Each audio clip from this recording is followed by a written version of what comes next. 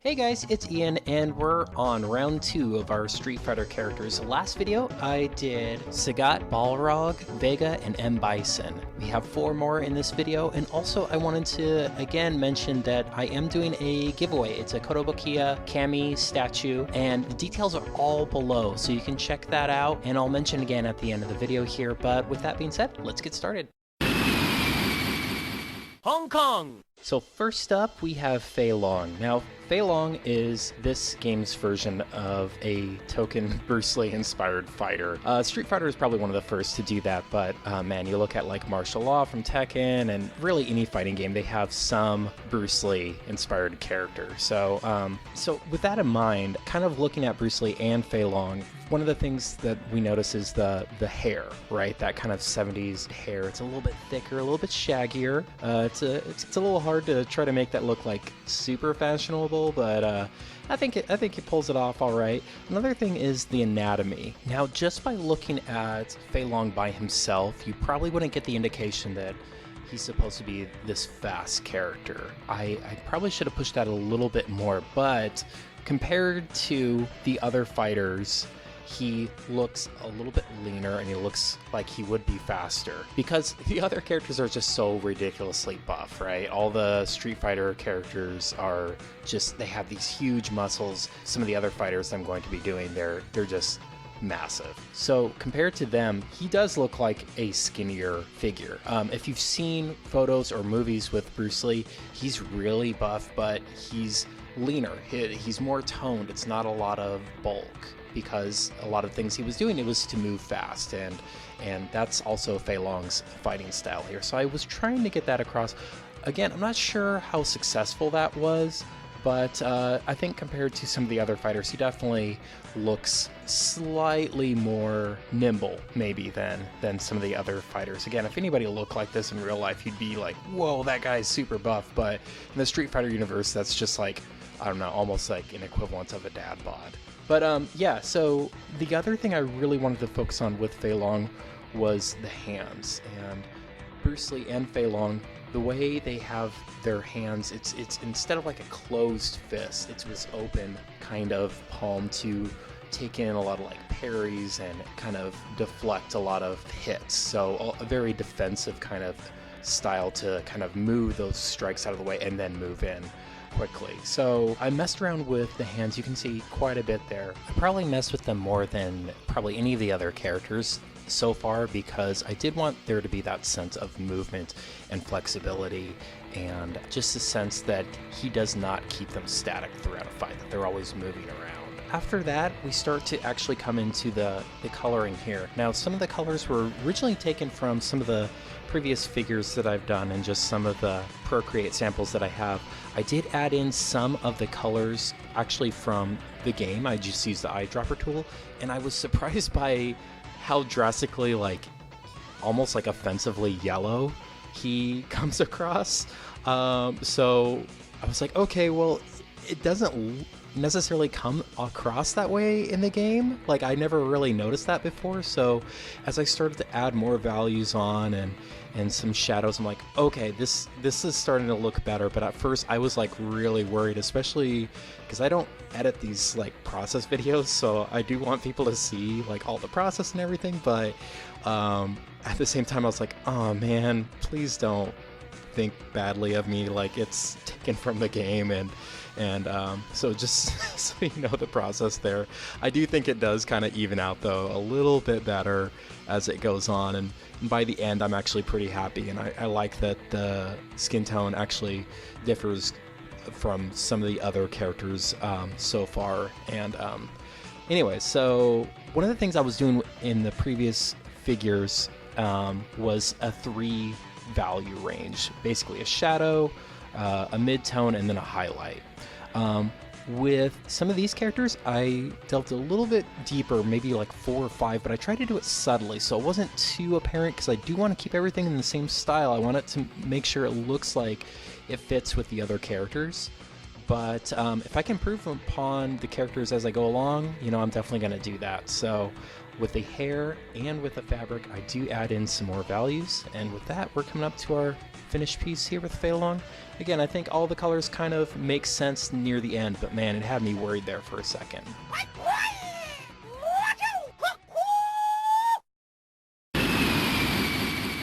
Mexico! Next up, we have Thunderhawk, better known as T-Hawk to some. Now, this is another pretty problematic character. That being said, I really like this character. So yeah, this is another kind of trope that you see a lot in fighting games. Characters with essentially like a feather and they're considered like your Native American character. For better or worse, he's from a fictional tribe. I'm not sure if that's supposed to kind of like sidestep any controversy there, but anyways. Yeah, and he also has the made-up style of Thunderfoot martial arts. So, yeah, that being said, though, he is a huge, massive character, and even compared to some of the other Street Fighter characters, he, like, towers above them, and he's just really bulky. I even had to, like, tone that down a little bit. Like, even the one I was doing, he was just, like, it was too much. It looked more ridiculous than it should. So, yeah, I did bring him down a little bit, and I also messed around a lot with his hands. I really didn't know what to do pose-wise. I sketched it out beforehand just a little bit in the thumbnail to give an idea of what I was going to do, but it looked more statuesque and looked more really rigid to me. So I do tweak that later going on, but yeah, right now it looks almost like robotic to me. So I wasn't happy with that, so that does get changed here in a little bit. But we're also continuing the really rad but slightly outdated hairstyles here with T-Hawk. I really had a fun time doing that hair, but it was like really late 80s, early 90s kind of hairstyles. It was fun. Also, this denim here. I probably had that more frayed than if I were to do that again. I probably wouldn't exaggerate it as much as I did, but sometimes getting caught up on drawing, I do that every once in a while where I'm just like, oh, this is really fun, and I'm not sure if it turns out looking like I really intended it to, but it was fun to do. I got pretty distracted doing that. But yeah, I'd probably simplify that if I were to do those frames on the frayed shoulders on the denim there again. Also, T-Hawk has this huge belt buckle, and just so you know it's his belt buckle, he has Hawk on it. So I did want to design this Hawk, but not make it like super distracting. That was kind of challenging. I go into that a little bit more detail a little bit later on, but to make it look like it's metal, to where it kind of fits into this kind of cartoony style, but also have the details of the word Hawk, the actual Hawk on it, and yeah, just trying to make that work and not stand out like a sore thumb there. Also, one of the things I noticed when I was working on this figure was that it's kind of hard to convey denim, like the specific fabric of denim in this kind of cartoony style. I did mess around a little bit, kind of almost like a cross-hatching with some of the lighter values on the midtones. I don't think it was like super effective.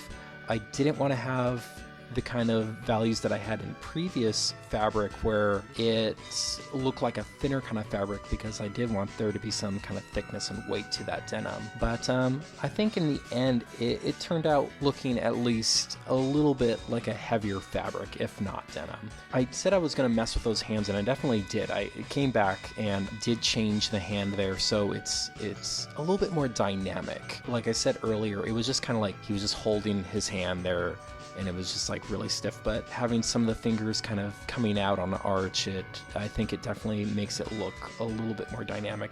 I do move his other arm around a little bit too, because it just wasn't working out for me. There was something off about it. I think it just looked maybe a little too tucked in.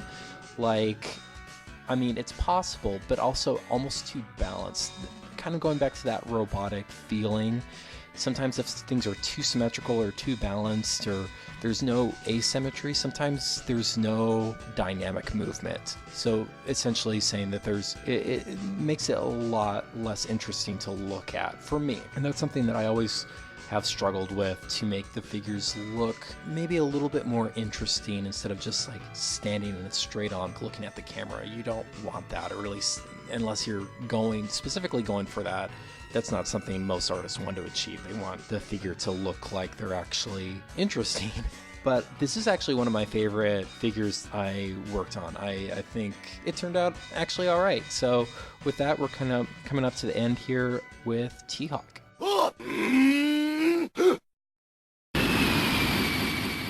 England. And next up we have Cammy. Cammy is one of 2 female fighters in the original Super Street Fighter II roster. She was my go-to character for a long time. I thought her moves were fairly easy to pull off.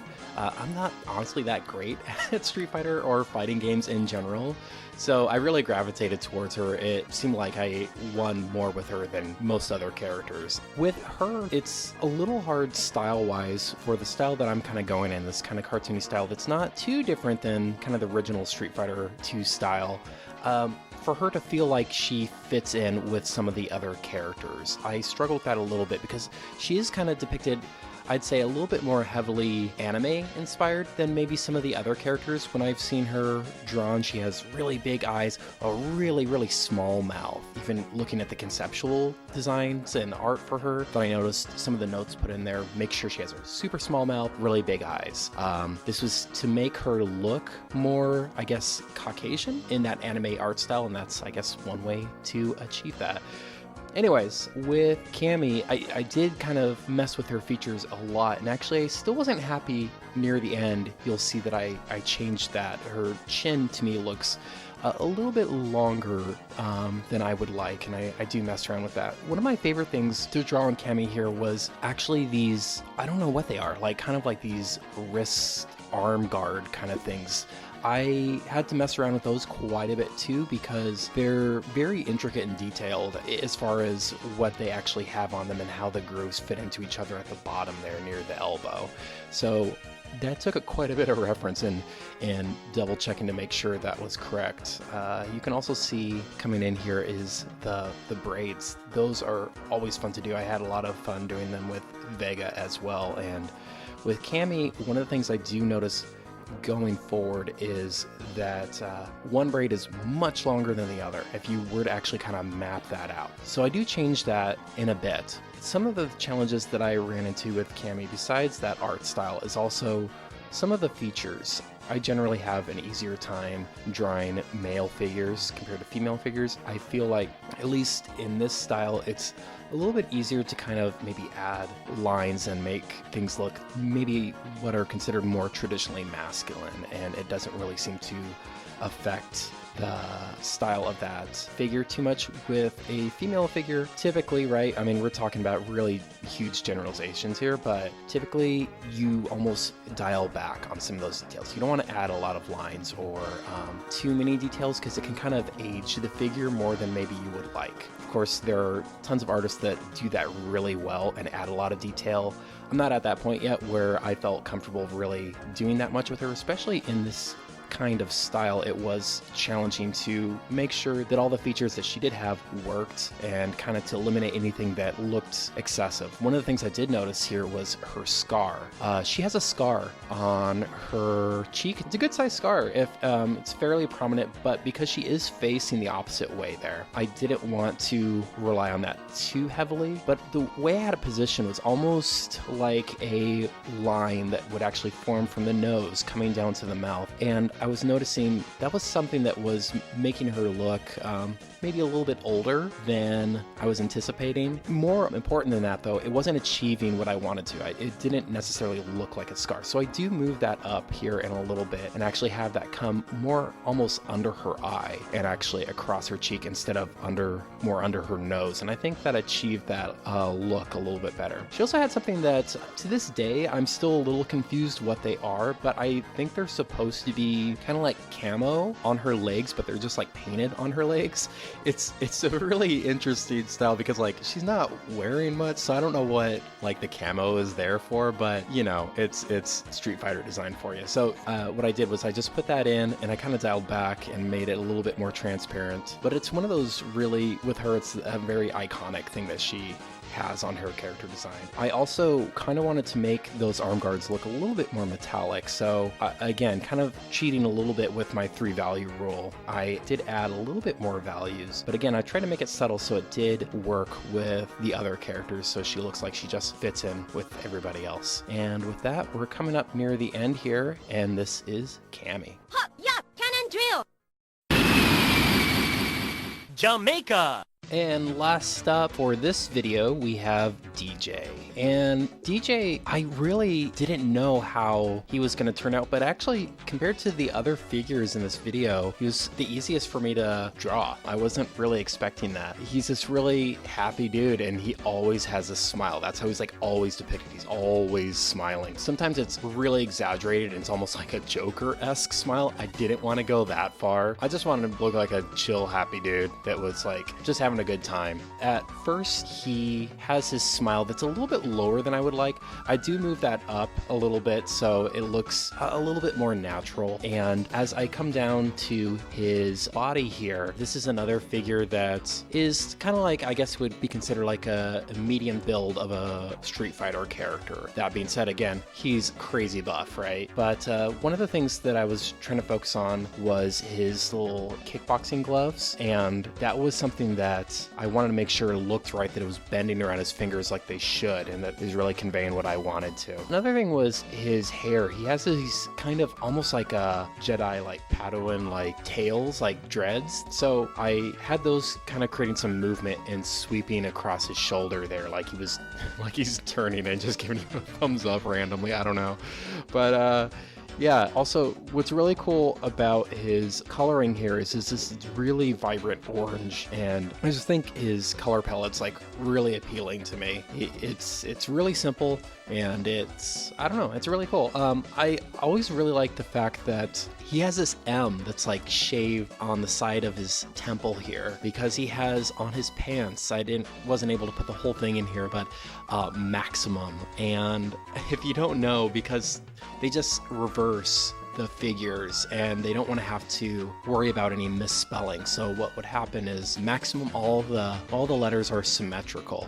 So if he is reversed, Maximum will still spell Maximum. And I didn't really realize that until I swapped him and did a reverse near the end here. I'm like, oh yeah, and then I looked that up. Yeah, that's totally what they were intending. So I learned something. But one of the things I did struggle with here was his fabric being a little too busy. Some of the wrinkles, it gets a bit much for my taste, and what I did with Fei Long was I kind of messed with the transparency on that and made some of the darks not quite as dark. I wanted to make sure the values still blended seamlessly so it didn't look like it was either too dark or too light when we went to his pants there. But messing around with that a little bit, I think, makes it look a little less busy. It's a little much probably still, but I kind of like it. Really, the only thing that I really wish that I was able to get a little bit stronger was maybe I would have put that thumb up a little bit higher, because it kind of gets lost in the rest of his skin tone there. I do try to pop a little bit of a highlight on it so you can see a little bit easier, but it's still a little bit hard to see. That being said, he's one of my favorites that I've done so far. I really had a good time drawing DJ here. And with that, we're coming up to the finish of DJ. Hey, hit it! Ooh! All right! Slash! Max out! And with that, we're halfway through our Super Street Fighter 2 character roster. I do have the Cammy giveaway I'm doing, so please make sure you read all the details down below if you want to enter. Maybe tell me your favorite Street Fighter theme throughout the games. It has awesome music. I think mine might be Cammy's, but I'm not sure. It kind of changes depending. If you did like the video, could you please give it a like? And if you're not subscribed, I'd really appreciate it if you subscribed. And with that, I will see you guys in the next one. Thank you guys so much for watching. Have a good one.